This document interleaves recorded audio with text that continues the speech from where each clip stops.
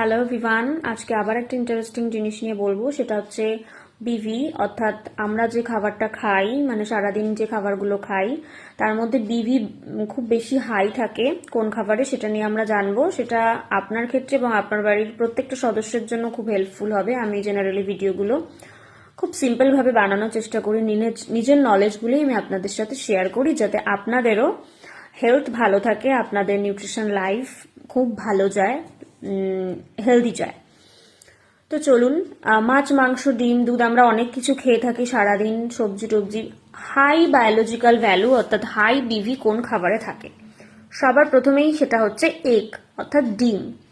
তাই অ্যাডের দিকে চোখ না রেখে ওই যে টিভির পর্দায় অ্যাড দেওয়া হয়, ডিমে থাকে আধা আধা প্রোটিন, নো, ওটা ভুল।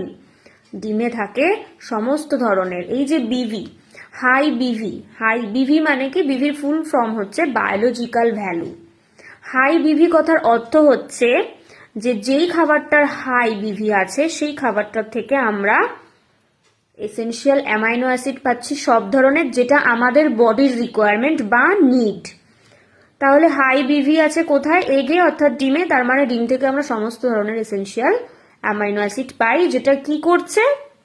যেটা করছে আমাদের বডির গ্রোথের জন্য, আমাদের বডির রিপেয়ারের জন্য এবং টিস্যু মেইনটেন্যান্সের জন্য, সবকিছুর জন্য দরকার।